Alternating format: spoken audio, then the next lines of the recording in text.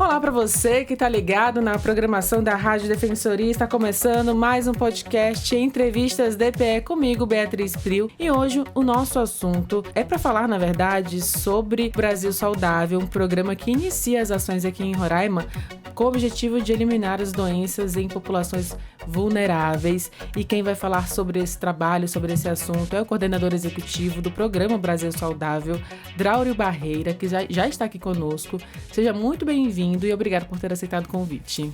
Obrigado, Beatriz. Obrigado pelo convite. Eu acho que é fundamental que a gente discuta e as pessoas possam conhecer melhor o programa, que ele está começando na prática hoje aqui em Boa Vista.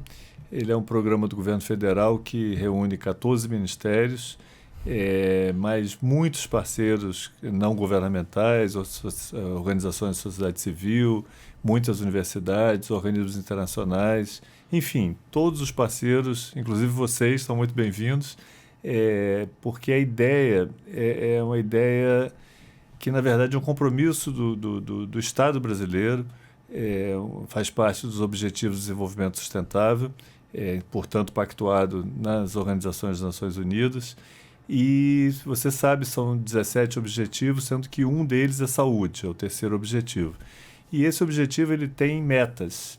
E uma das metas é eliminar doenças que não se justifica mais existirem no planeta. E nós temos muitas doenças que não existem mais no hemisfério norte. Doenças da pobreza, doenças, como a gente diz, determinadas socialmente. E então é esse o objetivo. O comitê foi criado no ano passado, na verdade em 2023, eu estou achando ainda que eu estou em 2024, ele foi criado em 2023, que o nome já diz muito do que se trata, é o Comitê Interministerial de Eliminação das Doenças Determinadas Socialmente. Ou seja, esse comitê ele foi criado com o objetivo de desenvolver um programa que apontasse para a eliminação dessas doenças determinadas socialmente. No ano passado, aí sim, em 2024, em fevereiro, vai fazer um ano agora, no dia 6, daqui a 3 dias, que foi criado o decreto, portanto, do Programa Brasil Saudável, que é este programa que visa a eliminação de 11 doenças e 5 infecções que se transmitem de mãe para filho, durante a gestação, parto ou amamentação. Então, são doenças, na maioria delas, já em fase de eliminação.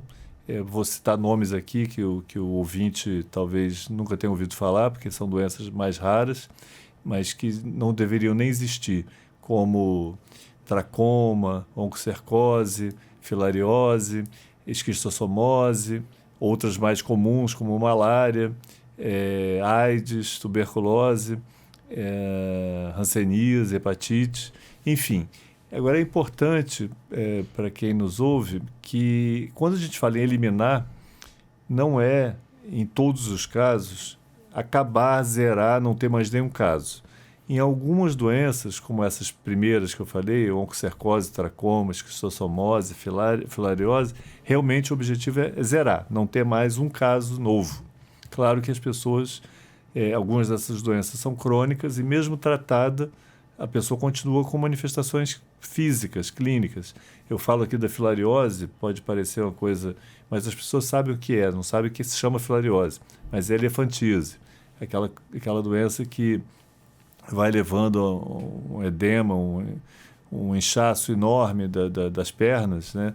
E por isso esse nome elefantíase, que é pejorativo, a gente não usa por ser estigmatizante, mas a filariose, mesmo tratada, a pessoa não transmite mais, não infecta, não tem como transmitir, mas ainda preserva, a menos que faça cirurgias, aquele aspecto, né, funcional mesmo, né? Então, algumas doenças a gente quer acabar a transmissão e não ter mais nenhum caso novo, são esses exemplos que eu dei. Outras, a gente quer atingir metas pactuadas com a Organização Mundial da Saúde. Então, a AIDS, por exemplo, a gente não vai acabar de não ter mais nenhum caso novo, mas vai ter atingido as metas colocadas pela OMS. Tuberculose é a mesma coisa, hanseníase é a mesma coisa. Então, só para que o ouvinte entenda quais são essas metas, a tuberculose, por exemplo, tem como meta ter menos de 10 casos por 100 mil habitantes. O Brasil hoje tem 38 casos por 100 mil habitantes. Então, é cair muito para chegar num patamar que a gente passe a dizer que não é um problema de saúde pública. Existe, mas não é mais um problema de saúde pública. Te dou exemplos para ficar fácil. Poliomielite, né, paralisia infantil. Ela não foi eliminada da face da Terra. Ainda existem muitas pessoas que têm paralisia infantil, mas o número é tão pequeno que não consiste mais em um problema de saúde pública. É exatamente isso que a gente quer. A gente não vai erradicar, não vai eliminar da face da Terra, mas vai tornar... um impacto mínimo. Mínimo, exatamente. Eu não diria aceitável, porque uma criança com paralisia infantil é inaceitável. Mas, do ponto de vista da saúde pública, não é mais um problema. Tá? Passa a ser um problema individual. É isso que a gente quer com todas essas doenças. Algumas eliminar completamente, de não ter mais transmissão, e outras atingir as metas de eliminação. E no caso da transmissão de mãe para filho, realmente evitar que a gestante possa passar para o seu feto, bebê, enfim, ou durante o parto, 5 infecções que a gente tem condição de prevenir. Tá? Então, é o HIV, hepatite B, doença de Chagas, o HTLV e a sífilis também? Que a sífilis cresce, essa ao contrário das outras que eu estou falando, cresce no mundo todo, porque como a gente passa a ter um monte de métodos de prevenção do HIV, da hepatite, etc., a sífilis tem crescido porque, por exemplo, se você toma um medicamento como o PrEP para prevenir a transmissão do HIV, e você não precisa sequer usar preservativo, porque o medicamento evita a infecção, ao mesmo tempo a sífilis é transmitida... Assim como outras doenças como também. Outras doenças sexualmente transmissíveis, isso. Draulio, eu queria até entender sobre essa preocupação, especificamente com o estado de Roraima, né? Por que trazer esse trabalho também para o nosso estado? Qual o impacto que se deve esperar com esse trabalho realizado aqui? Hoje, inclusive, inicia a oficina de microplanejamento do Programa Brasil Saudável para a instalação mesmo aqui, né? Uhum. O que se espera? A gente está num estado, inclusive, fronteiriço, com Exatamente. 2 países, um estado que recebe muitos migrantes também, por isso acaba aqui tornando vulnerável essa questão de saúde pública. O que se vê no estado de Roraima para mudanças mesmo com esse trabalho? Você começou respondendo por mim. A gente escolheu Roraima porque aqui a gente tem a superposição de uma série de vulnerabilidades, né? Para além das doenças que são comuns a toda a região amazônica, claro que tem doenças aqui que não tem no Sudeste, não tem no Nordeste, no Sul, Centro-Oeste, como malária, oncocercose, tracoma, só tem aqui.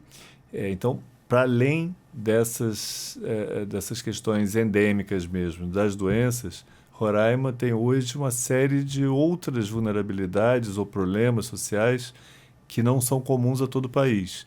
Então, a gente escolheu pela sua complexidade, pelo fato da migração, da migração não só venezuelana, mas também da população indígena, Uarau e outras etnias que nem têm exatamente o território fixo, né, são mais migrantes, mas que trazem um problema adicional, além da questão da migração venezuelana, a questão do garimpo ilegal, e a gente estava conversando agora com representantes de populações indígenas, que para eles, seja legal ou ilegal, são da mesma maneira invasivos no sentido do território e da questão de que a terra nunca é a mesma com e sem garimpo, né? Seja ele legal ou ilegal, há sempre um transtorno do ponto de vista climático. Temos também a questão da especificidade de algumas doenças que só existem aqui no estado ou no Amazonas. Então, o oncocercose é uma doença que só tem na população Yanomami, seja de Roraima, seja do Amazonas, mas só na população Yanomami. Então, a gente quer eliminar ainda esse ano ou no próximo a oncocercose, que é uma doença que tem prevenção, tem tratamento, tem todos os elementos para acabar, para eliminar. Mas como está na população de difícil acesso, a gente quer centralizar as ações no território Yanomami para poder já entregar uma das eliminações. A gente já atingiu, acho que eu não falei ainda para você, mas a filariose, né, a elefantíase que eu me referi, já não existe no Brasil. A gente recebeu a certificação de eliminação no ano passado pela OPAS, OMS. Então, a gente quer que o tracoma, oncocercose sejam as próximas doenças eliminadas no Brasil, e para isso Roraima é fundamental, porque é onde tem uma prevalência quase exclusiva no caso de oncocercose ou muito significativa no caso do tracoma, porque está muito ligado à população indígena Yanomami. E aí vem a questão dos desafios mesmo de logística, né? O que vocês já estudaram a respeito disso para conseguir alcançar essas populações? Sim. Bom, este talvez seja o grande diferencial do programa. O programa ele não é um programa do Ministério da Saúde, nem sequer dos 14 ministérios. Ele é a somatória, que 1 mais 1 é mais que 2 nesse caso, dos vários programas sociais dos diversos ministérios, mais a participação das pessoas que são afetadas por essas doenças e outras organizações da sociedade civil, das universidades, da academia, de organismos internacionais, que vão dizer aqui, nos 6 municípios do estado que foram contemplados pelo programa, que foram definidos, inclusive aqui. A gente inicialmente pensava em 4 municípios que a gente sabia, pelos bancos de dados de Brasília, do sistema de vigilância, que tinham essas doenças, mas ao chegar aqui, numa primeira visita de contato mesmo, de prospecção de quem seriam os atores que a gente precisaria conversar, já acrescentaram 2 municípios, Rorainópolis e Pacaraima, que não estavam dentre os 4 iniciais. Então, agora dos 15 municípios, serão 6 contemplados. E quem vai dizer o que deve ser feito, com quem, quando, serão as pessoas que participam dessas oficinas. Porque é muito pretensioso eu, de Brasília, dizer, olha, precisa participar tais instituições, tais organizações, tais ONGs, etc. São vocês aqui do Estado que, reunidos, têm que dizer quem são os atores que podem fazer diferença e eliminar essas doenças no estado de Roraima. Inclusive vocês aqui da Procuradoria, que tem esse componente extremamente importante do programa, inclusive é um dos 5 eixos, que é a comunicação. Né? A gente está falando de coisas aqui que muita gente nem sabe que existe. Né? Quando eu falo de esquistossomose, ou de filariose, ou de doenças que já não... o número de pessoas afetadas é muito pequeno, muita gente nem sabe mais que existe. Então, a comunicação é fundamental como alerta e forma de organização das pessoas. Para difundir a informação. Exatamente. Mesmo, né? Com qualidade. Né? Você está até agora honrada, né, por ser citada. Além disso, né, o projeto começa com o apoio da universidade, porque, qual é o papel, né, da universidade nesse trabalho também? A universidade tem vários papéis. Quer dizer, quando a gente começou a discutir com o Ministério da Educação, a gente queria que a grade curricular, seja da escola básica, né, na discussão da saúde sexual reprodutiva, na questão das doenças de transmissão doenças de transmissão sexual, fosse abordado já no ensino básico, né, como as crianças saberem que existem doenças que são transmitidas sexualmente, que a sífilis é um problema no mundo inteiro hoje. Esse é um aspecto, como a gente também pedia que o ensino superior nas áreas médicas, biomédicas, fosse aprofundado e mudasse o tempo dedicado às doenças negligenciadas. Porque eu sou médico, então, se eu faltar uma aula no período da tarde de uma determinada faculdade, talvez eu nunca mais ouça falar daquela doença, que é tão rápido, dessas doenças que eu estou falando aqui, né? Então, se eu perder uma sessão da tarde de uma aula, eu posso nunca mais ouvir falar de oncocercose. Então, a gente queria que houvesse realmente uma priorização com um enfoque mais social, que a academia pudesse dar uma contribuição maior no aspecto da eliminação dessas doenças. Isso é uma coisa. O que está acontecendo hoje aqui é também uma contribuição logística. A universidade, o reitor estava no lançamento do programa, colocou as dependências da universidade à disposição e seus técnicos e o apoio do próprio reitor. Quer dizer, é uma contribuição multifatorial aí, não é só a questão da educação, mas a formação de opinião, o apoio logístico, a contribuição de técnicos que têm expertise nessas questões, sejam elas biomédicas ou sociais. Até porque o senhor falou sobre esse trabalho, desse impacto social. A gente não fala só sobre impacto na saúde pública mesmo, mas isso reflete diretamente na situação social das pessoas. Por que é necessário e é importante, de forma do impacto mesmo de vida, de qualidade de vida, combater esse tipo de doença, né? A proliferação dessas doenças, por exemplo, como o estado de Roraima? Olha, eu vou dar exemplo porque fica muito mais fácil para as pessoas entenderem. Mas dessas doenças todas, umas 3 ou 4 delas, e a mais emblemática é a esquistossomose, por exemplo, ela é transmitida por água contaminada, por falta de saneamento básico, basicamente. Pessoas que usam água contaminada para uso próprio, Consumo, né, né? de consumo, tomar banho ou beber. Então, se você não tem um sistema de coleta de esgoto e de fornecimento de água de qualidade, você perpetua doenças que só por isso poderiam ser eliminadas. Só o fato de ter água de qualidade em casa e esgotamento sanitário, você acabaria com a série de doenças, né? O que a gente tem hoje no território Yanomami é muito desse ciclo de não tratamento da água, né, e de uso do rio, ou enfim, da própria água, que está contaminada com dejetos. E aí você perpetua verminoses, esquistossomose, tracoma, oncocercose, doenças que só o tratamento da água já resolveriam sem nada mais biomédico. E aí, quais são as estratégias que, por exemplo, começaram a ser já pensadas e devem ser elaboradas ao longo prazo, juntamente com essas instituições parceiras? Isso, a gente tem,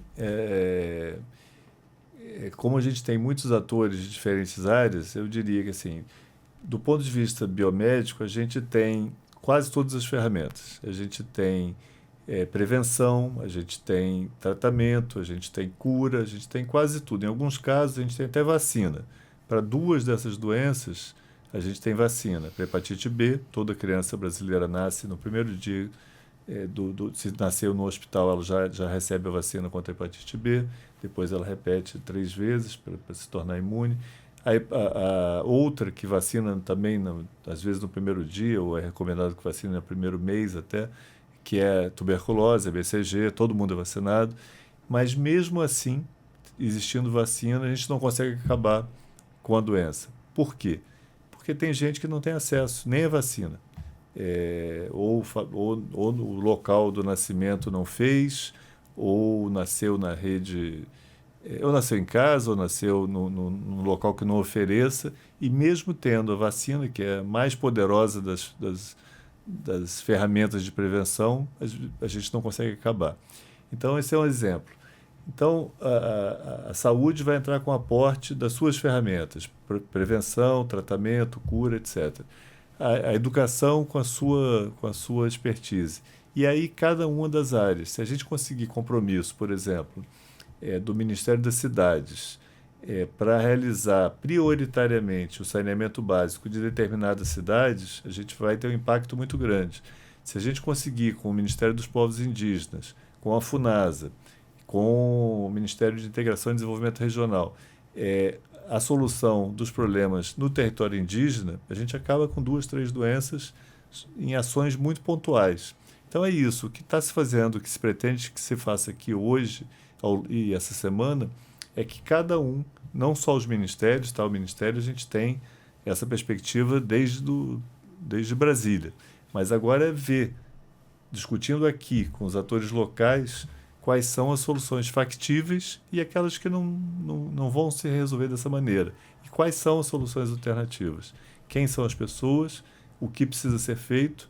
Quais os recursos necessários e de onde eles virão, né? Muitas vezes vai ser necessário investimento, né? Fazer saneamento básico ou fazer uma campanha de profilaxia. Eu estava agora conversando com pessoas também, representantes indígenas, que se a gente consegue que o agente comunitário indígena realize determinadas ações de prevenção, a gente vai conseguir eliminar essas doenças no território indígena. Se eles não estiverem envolvidos, não vamos conseguir. Então é isso, é colocar todo mundo na mesma sala e ver qual é a responsabilidade de cada um, qual a atribuição de cada um, qual a contribuição que cada um pode dar. E a partir do momento que se instala todo esse trabalho aqui em Roraima, de que forma que esse conhecimento que vai ser adquirido na prática, na teoria aqui no estado, pode refletir também em outras regiões do país? Sem dúvida nenhuma. Esse é o ganho secundário que a gente esperava. Quer dizer, o primeiro foi a especificidade de uma cidade como Boa Vista e as outras cidades também de fronteira e também com territórios indígenas. Essa especificidade é a especificidade das doenças que acometem essa região. A outra, e aí a gente acha que é uma vantagem para a gente começar aqui, é que não é um estado tão grande do ponto de vista populacional, né? E a cidade de Boa Vista não é tão grande quanto as outras que a gente vai, São Paulo, Rio, Porto Alegre, Belo Horizonte, que a gente espera já ter um acúmulo também de experiência de realização em estados com menores populações, para que quando a gente chegar nessas maiores, a gente já ter passado pelas experiências e dificuldades encaradas em outros lugares. Aqui está sendo o primeiro, a próxima será em Rio Branco, no Acre, também com características mais parecidas, para depois a gente ir incorporando cidades com maiores populações, com outras realidades. A gente vai ter outros desafios, outras soluções. Como eu falei no começo dessa entrevista, a gente não tem malária no Sudeste, a gente não tem uma série de doenças que a gente tem aqui no Norte e não tem lá ao Sul. Mas, ao mesmo tempo, tem outros problemas igualmente graves e até mais com maior carga de doença, né? Como é o caso da AIDS, da hepatite, da sífilis, que são comuns aqui, mas não são tão importantes quantitativamente quanto a gente tem em capitais como Porto Alegre, Rio, Manaus, que está na região norte, é uma cidade bastante complexa também, com muita carga dessas doenças. Uma metrópole também, né?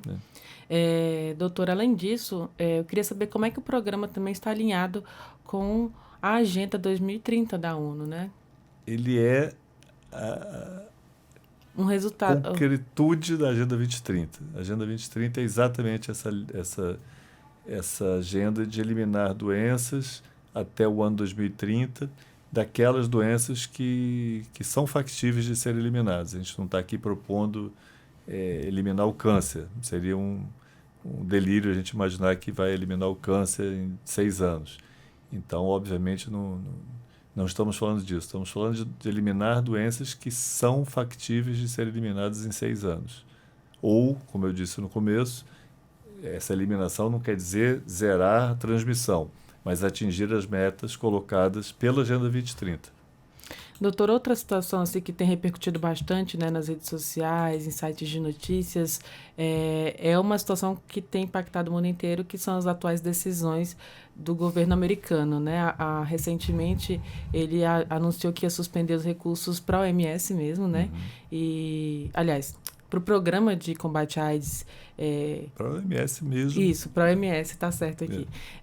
E como é que isso já gera uma preocupação mesmo, até dentro do programa?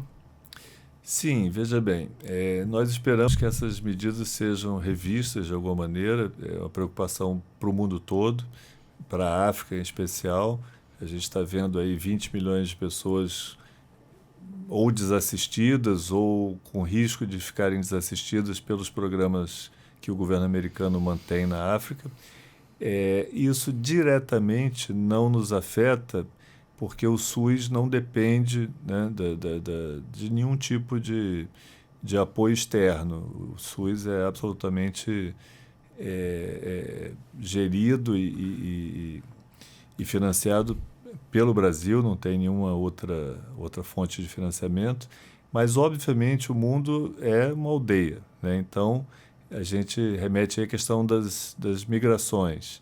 Na medida em que uma população deixe de receber assistência para um problema de saúde pública, seja HIV, AIDS, seja o que for, ebola, mpox, seja lá o que for, eles vão buscar atendimento num país vizinho.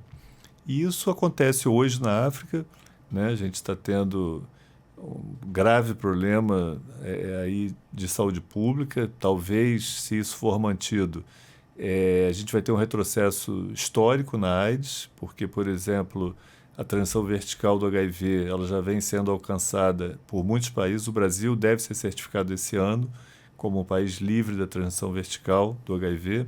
Muitos países africanos já estão atingindo isso. E sem medicamentos, isso vai retroceder. A gente vai ter uma pior, talvez a gente volte 20, 30 anos aí na história da AIDS. Mas, de forma indireta, nós somos afetados, porque a gente trabalha em parceria com o mundo todo. Então, a gente trabalha com a OPAS, a Organização Pan-Americana de Saúde, com a OMS, com vários organismos internacionais. Então, aqui em Roraima, a gente já teve que deslocar vários profissionais de Brasília essa semana. Já vinha antes, tem sido uma prioridade, mas essa semana, agudamente, pela questão da saída de alguns organismos internacionais, como a OIM, né, a Organização Internacional de Migrações, que não podendo participar e contribuir com a operação de acolhida dos migrantes venezuelanos, o governo brasileiro entrou para cobrir uma deficiência causada pela falta de financiamento do governo americano. Isso é pontual. A gente tem alguns projetos também financiados pelo governo americano, pequenos, em poucos municípios, mas que a gente já está tendo que cobrir, porque não dá para deixar a população desassistida. Então, mesmo projetos pilotos, ainda na fase de pesquisa e tal, a população não quer saber se é um projeto de pesquisa, se é um projeto programático, se é de implementação. O fato é que a gente não pode deixar essa população desassistida. Então, pontualmente, já tivemos várias reuniões canceladas, porque a OPAS recebe um financiamento importante também do governo americano, e nosso trabalho com a OPAS teve está tendo, não teve, está tendo. Temos alguns eventos marcados para a semana que vem, para meado de fevereiro também, que a gente entraria com parte dos recursos, e parte dos recursos eram estrangeiros. E pela parte estrangeira já pediram para cancelar. Então, sempre há algum nível de interferência, porque realmente vivemos num mundo totalmente globalizado, mas para a população brasileira, felizmente, não há dependência de recursos do governo americano. Para medicação e também tratamento. Sim.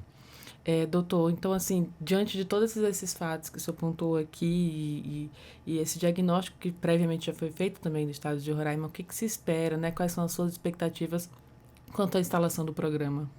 Olha, eu tenho pessoalmente e institucionalmente uma expectativa enorme aqui no estado, pelos motivos que eu já citei ao longo da conversa, né? Assim, a gente tem algumas doenças que só são prevalentes no norte, muito especialmente em Roraima, e aí eu cito a oncocercose especialmente, e o tracoma, que tem aqui, tem no Amazonas, tem em poucos estados da região norte, que a gente espera, nesses próximos 2 anos, ou seja, a nossa gestão ainda de governo, poder dizer que fomos certificados para a eliminação. Várias outras doenças podem também ter uma contribuição muito grande do Estado, por ter uma concentração dessas doenças aqui. Para te dar um exemplo, eu não estou falando só de Roraima, estou falando da região norte, mas malária, que é um problema de saúde pública conhecido e secular em toda a região norte, 80% dos casos ocorrem em 33 municípios. Então, se a gente trabalhar em 33 municípios da região norte, a gente vai estar resolvendo o problema de 80% dos casos. Então, é nesse sentido que o Estado é tão importante, que a região é tão importante, e que, por se tratar de doenças determinadas socialmente, elas estão mais presentes nessa região, né? Tanto aqui quanto no Nordeste. São muitas doenças que já não existem, como eu disse inicialmente, não existem nos países ricos e existem em número muito reduzido nas regiões mais ricas do Brasil. Então, a gente tem que trabalhar aí com a perspectiva de equidade e resolver o problema no Brasil inteiro. Então, assim, eu também agora criei expectativas enormes quanto ao que você falou. E eu espero que dê certo realmente, juntamente com todos esses parceiros, instituições do Programa Brasil Saudável. E desejo sucesso também no trabalho de vocês como especialistas, médicos, né? Enfim, toda a equipe de pesquisadores também nesse trabalho. Queria agradecer a sua participação e deixo esse espaço também para o senhor fazer suas considerações. Sim, muito obrigado. Como eu me referi inicialmente, eu acho que a comunicação é fundamental, né? A gente tem 5 eixos no programa. Um é o combate à fome, diminuição das iniquidades realmente causadas pela fome e pela pobreza, a questão dos direitos humanos, do estigma, da discriminação que muitas dessas pessoas sofrem, a questão do incentivo à ciência e tecnologia, que são necessários para o desenvolvimento de novos medicamentos, testes, vacina, em última análise, a questão da comunicação, que é fundamental, faz parte das diretrizes, e a última é a questão da infraestrutura e do saneamento básico. Então, você vê, a gente está aqui num diálogo, mas a gente está centrado na 4ª diretriz, no 4º eixo do programa, que é a comunicação.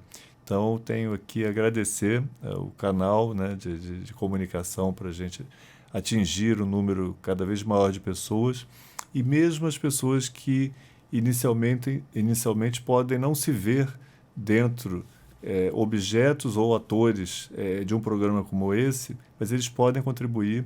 A partir dessa semana, a gente vai estar vendo realmente quais são as pessoas, às vezes as pessoas, eu falo das organizações, porque, né, congregam um grande número de pessoas, mas às vezes uma pessoa tem uma contribuição absolutamente estratégica no sentido da eliminação de uma doença.